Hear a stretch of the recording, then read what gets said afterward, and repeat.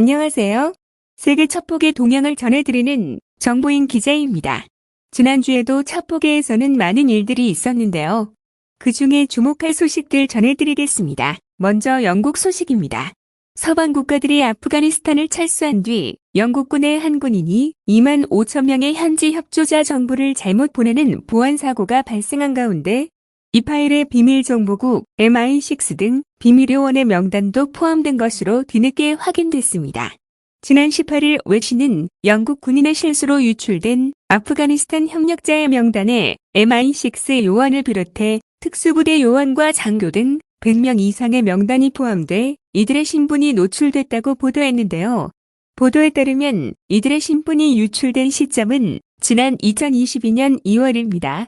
탈레반이 정권을 탈환하기 전 서방에 협력한 아프간인이 망명을 신청할 경우 신원 확인을 위해 담당 군인에게 영국군 편에서 싸운 부대에 소속된 사람을 신뢰할 만한 아프간 현지인들을 통해 확인하라는 명령이 내려갑니다. 이에 해당 군인은 확인을 위해 전체 신청자 정보가 담긴 파일을 이메일로 보냈는데 이것이 전혀 다른 상대에게 보내진 것입니다. 그가 메일을 잘못 보낸 대상이 누구인지는 공개되지 않았으나 아프간인인 것으로 알려졌습니다. 영국 정부는 18개월이 지난 2023년 8월에서야 파일이 유출됐고 온라인의 내용 일부가 공개됐다는 사실을 파악했습니다. 다만 이 사고가 공개될 경우 인명피해로 이어질 수 있다는 점을 감안해 영국 정부는 법원에 언론 보도금지 명령을 신청했습니다. 그러다 보도금지 명령이 최근 해제되면서 아프간 협력자의 신원이 유출됐다는 사실이 먼저 공개됐고 뒤따라 비밀 요원의 신원이 포함됐다는 사실이 확인됐는데요. 영국은 2001년 9.11 테러 이후 국제연합군의 일원으로 아프가니스탄에 파병했다가 2021년 탈레반이 재집권하면서 병력을 철수했습니다. 이후 영국은 통역사와 가이드, 연합군에 협력한 아프간군 출신과 가족 등 약 3만 6천 명의 아프간인을 받아들인 바 있습니다. 다음은 핀란드 소식입니다. 핀란드 연구팀이 오픈소스에 의한 조사 작업을 벌여 러시아 연방보안국 FSB의 가장 비밀스러운 부서의 내부 구조와 지리적 위치를 밝혀냈습니다. 지난 22일 핀란드 연구팀인 체크퍼스트는 자체 보고서를 통해 FSB 내 센터 16에는 최소 10개의 알려지지 않은 비밀부대가 있다고 주장했는데요. 이들이 조사 대상으로 삼은 센터 16은 FSB에서 전자감시와 사이버 활동을 담당하는 시짐트 부서로 미국과 영국은 이 부서를 사이버 위협 행위자로 지목한 바 있습니다. 연구팀은 센터 16과 관련된 배지 사진 200장 이상을 제조업체 웹사이트나 각종 포럼, 재판매 플랫폼에서 수집해 분석했습니다. 이들은 이렇게 수집된 자료를 면밀히 검토해 최소 10개의 비밀 부대를 파악할 수 있었는데 각 부대는 고유의 키를 문자로 표시돼 있었습니다. 참고로 조사 이전에는 10개 부대 중 알파벳 B로 불리는 부대만 확인됐었는데요. 더욱 배지에는 부대의 기능을 상징하는 내용도 포함되어 있었습니다.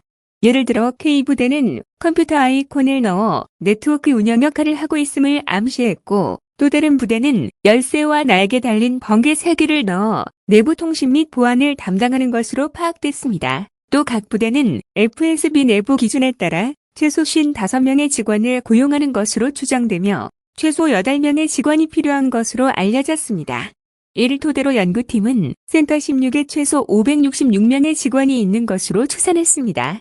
아울러 연구팀은 이들 부대들이 운영하는 전자감시시설 10곳의 위치도 특정했는데요. 연구팀이 공개한 주요 시설로 소치 부근에 03110 부대가 있으며 이 부대는 현재 코카소스와 중동을 감시하는 것으로 보입니다.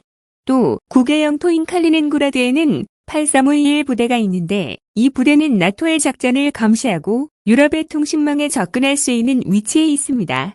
이러한 비밀 부대들은 러시아 전역에 넓게 배치돼 외교와 군사통신 등을 모니터링하는 등 전략적 네트워크를 형성하고 있는 것으로 분석됩니다. 이번에는 국내 동향입니다.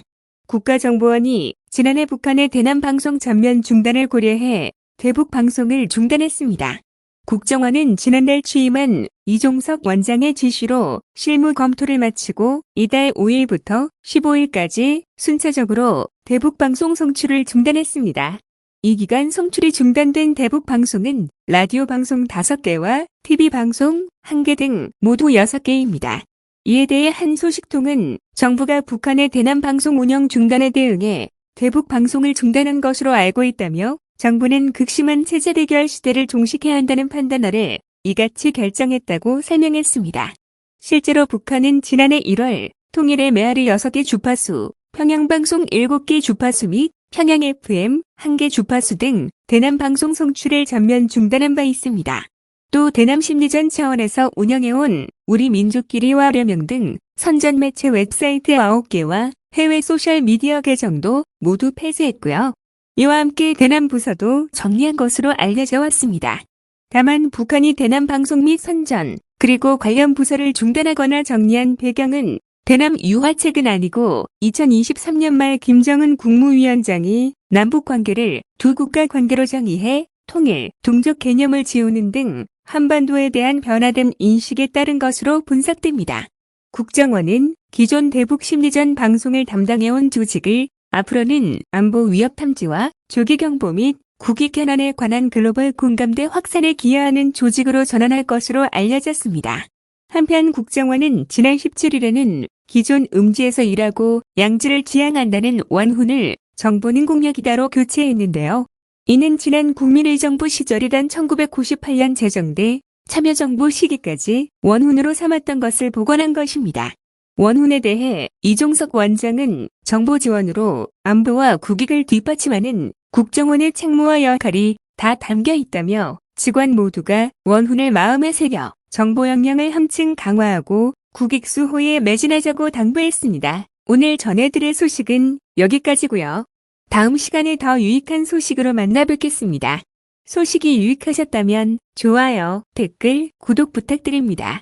그리고 흥미진진한 첩보의 세계가 궁금하시다면 국내 최고 첩보사 연구가인 박상민 기자가 집필한 세기의 스파이와 세기의 첩보전을 통해 확인하시기 바랍니다.